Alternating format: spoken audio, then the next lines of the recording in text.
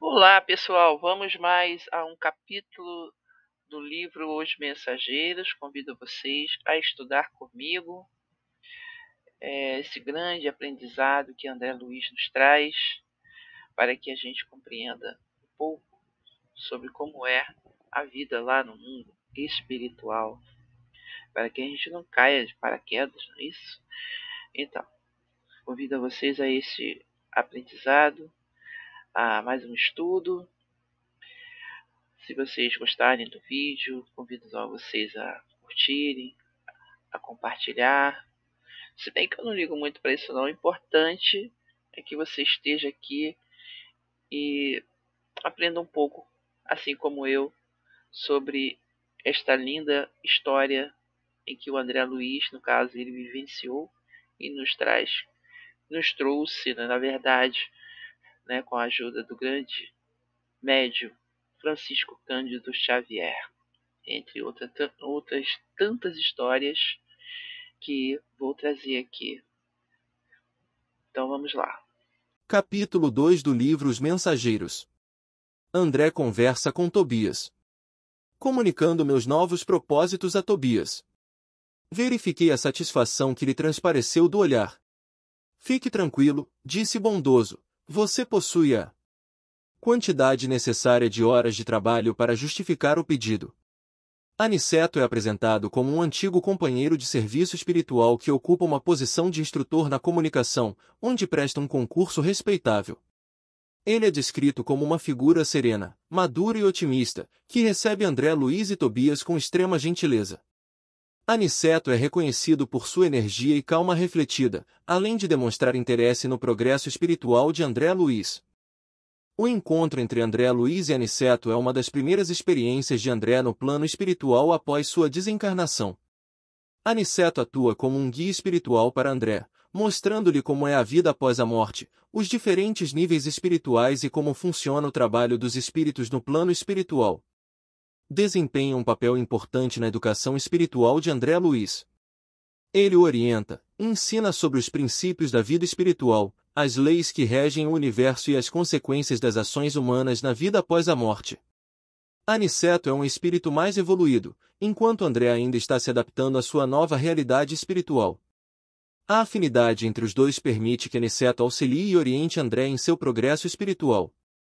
Em resumo, o encontro entre André Luiz e Aniceto é importante porque marca o início da jornada espiritual de André após sua morte física, fornece orientação espiritual e educação, demonstra princípios espirituais fundamentais e contribui para o desenvolvimento do enredo do livro. No centro de Mensageiros. Deslumbrado, atingi a série de majestosos edifícios de que se compõe a sede da instituição. Julguei encontrar algumas universidades reunidas, tal a enorme extensão deles. Pátios amplos, povoados de arvoredo e jardins, convidavam a sublimes meditações. No Centro de Mensageiros, André Luiz relata sua visita ao Centro de Mensageiros no Ministério da Comunicação, acompanhado por Tobias. Ele descreve a imponência dos edifícios que compõem a instituição, comparando-os a universidades reunidas, e é informado por Tobias sobre a complexidade das atividades ali desenvolvidas. Tobias explica a André Luiz que o Centro de Mensageiros não se restringe à transmissão de mensagens, mas prepara entidades para servir como mensageiros de auxílio espiritual aos que sofrem nos planos espirituais e na Terra. Tobias enfatiza que o verdadeiro serviço requer renúncia e altruísmo, e que muitos falham na missão por falta de comprometimento. André Luiz fica surpreso ao descobrir que o centro prepara mensageiros para a vida carnal, incluindo médios e doutrinadores. Tobias explica que as obras do bem não se limitam a operações automáticas, mas envolvem o esforço consciente e o desenvolvimento espiritual dos mensageiros. Tobias e André Luiz são recebidos por Aniceto, um generoso instrutor, que explica que o novo aprendiz, André Luiz, ficará aos seus cuidados. Aniceto apresenta André a Vicente, outro aprendiz médico, e os incentiva a compartilharem experiências. O texto ressalta a importância do comprometimento e do desenvolvimento espiritual dos mensageiros, destacando que o serviço espiritual exige renúncia, altruísmo e dedicação ao bem. Capítulo 04. O caso Vicente. Vicente, um novo colega médico no plano espiritual, é descrito como calmo, bondoso e inteligente, irradiando carinho e compreensão. Impossível traduzir meu contentamento com a nova companhia. André, Luiz e Vicente compartilham suas experiências e discutem sobre os desafios e ilusões da vida terrena, especialmente no campo da medicina espiritual. Vicente, onde este último se torna um novo companheiro de grande importância para André. Vicente, apesar de não ter feito qualquer visita ao plano dos encarnados em serviço, é admirado extraordinariamente por ele, que é mantido informado dos valiosos estudos que Vicente realiza junto a Aniceto. Durante a conversa, a intimidade entre André e Vicente cresce rapidamente, chegando a um ponto em que se assemelha ao sentimento entre dois irmãos unidos há muito tempo por laços espirituais. A confiança do André em Vicente cresce de forma exponencial, principalmente devido à delicadeza com que Vicente aborda assuntos pessoais. Vicente demonstra interesse na posição de André em relação aos seus parentes terrestres, levando o narrador a compartilhar a história resumida de sua singular aventura ao conhecer as segundas núpcias de sua viúva. André coloca ênfase em seu relato verbal, sendo sensibilizado profundamente durante a narrativa. Ele detalha cada aspecto significativo dos acontecimentos, destacando seus antigos sofrimentos e relacionando os dissabores que lhe pareciam insuperáveis. Essa interação entre André e Vicente revela não apenas a profundidade da conexão entre eles, mas também a capacidade de Vicente de se envolver de maneira empática e compassiva com a história pessoal de André, estabelecendo assim uma base sólida para sua relação futura. Ainda em sua conversa entre André e seu amigo, Vicente compartilha sua história de vida marcada por uma traição familiar e uma grande tragédia. Vicente começa explicando para André que este último foi muito feliz em seu casamento, mesmo que André esteja se sentindo desventurado e incompreendido. Sua Zélia respeitou o companheiro até o fim, e o segundo matrimônio, em tais circunstâncias, não é de admirar. No meu caso, porém, a coisa foi muito pior. Não pode você imaginar como foi intenso o sonho de amor do meu casamento. Logo após a aquisição do diploma profissional, aos 25 anos, esposei Rosalinda. Meu bem-estar era inexprimível. Em virtude das reservas bancárias, não me especializei na clínica, consagrando-me, todavia, apaixonadamente, ao laboratório. De quando em quando, a esposa notava-lhe o enfado no trato com os tubos de ensaio. Contávamos 10 anos de ventura conjugal quando meu irmão Eleutério, advogado, solteiro, algo mais velho que eu, deliberou localizar-se junto de nós. Eleutério entrou em nossa casa como irmão. Observei, desde então, que minha mulher se modificava pouco a pouco. Assim corriam as coisas quando singular transformação me alterou a experiência. Pequena borbulha na fossa nasal, que nunca me trouxera incômodos de qualquer natureza, depois de levemente ferida, tomou caráter de extrema gravidade. Rosalinda e Eleutério pareciam consternados, e até hoje, guardo a impressão de rever-lhes o olhar ansioso, no momento em que a neblina da morte me envolvia os olhos materiais. Depois de algum tempo de tristes perturbações nas zonas inferiores, quando já me encontrava restabelecido em nosso lar, certifiquei-me de toda a verdade. Voltando ao lar terreno, encontrei a grande surpresa. Rosalinda havia desposado Eleutério em segundas núpcias. Ao retornar ao plano espiritual, Vicente descobre a traição e a injustiça de sua morte. Apesar disso, ele encontra consolo na noção de que a justiça será eventualmente feita, pois tudo tem seu tempo para se manifestar.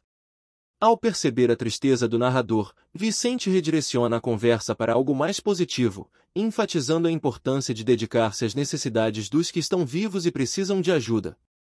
Ele utiliza uma metáfora, comparando a árvore que produz frutos e não reclama das folhas mortas. Essa metáfora sugere que, para avançar e crescer, é necessário deixar para trás o que já passou, concentrando-se no presente e no futuro. Vicente enfatiza que, para eles, o mal é simplesmente o resultado da ignorância e que é importante focar em aprender e evoluir. Essa história destaca a complexidade das relações humanas, a inevitabilidade do tempo para revelar a verdade e a importância de encontrar significado e propósito mesmo diante da adversidade. A mensagem final de Vicente ressalta a importância de sermos atenciosos e solidários com aqueles que ainda estão entre nós, oferecendo apoio e compaixão em vez de nos determos nas tristezas do passado. E também transmite a ideia de que, apesar das adversidades e dos erros do passado, é possível encontrar luz e progresso através do conhecimento e da compreensão. É um convite para olhar para frente, superar as dificuldades e buscar a sabedoria para criar um futuro melhor. Então, pessoal, vamos ficar por aqui com o nosso estudo. Espero que vocês tenham gostado. A história de André, a sua vida com a sua esposa, essa transição lá no mundo espiritual, a compreensão que ele teve, né, que na verdade a Zélia foi para ele como uma irmã que só veio a acrescentar a sua vida durante a sua estada na Terra. E após essa mudança, né, para o plano espiritual, ele demorou um pouco a compreender a situação dela contrair novas núpcias, e ele acabou auxiliando, né, esse novo marido dela.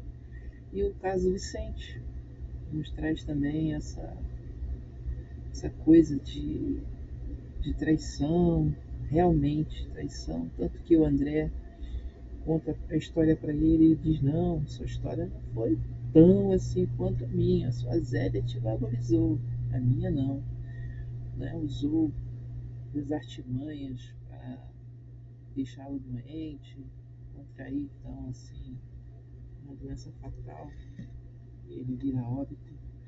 Mas o importante é isso, esse crescimento que ele teve com a ajuda dos amigos da espiritualidade, a compreensão, né, o motivo para ter feito isso, e a aceitação dele. É mais uma vez, nós só temos a aprender com todos esses relatos, não vou dizer nem história, porque são relatos que na verdade aconteceram com o Vicente, com o André. Então tá, vamos ficar por aqui. Eu aguardo então para o próximo estudo. Eu agradeço a companhia de vocês e obrigada por acompanhar o vídeo. E está sendo para mim uma experiência muito legal reler o livro e poder contar novamente essa história com essas figuras que vêm em minha mente de acordo com o que eu leio. E eu estou gostando muito de compartilhar com vocês. Eu espero que vocês também estejam gostando. Apesar de eu colocar essa voz, eu vejo que é bem melhor, né? A leitura flui bastante e às vezes minha mente viaja um pouco, né? E eu acabo ultrapassando. Mas foi um prazer e eu espero que vocês tenham gostado. E vamos aguardar os próximos capítulos.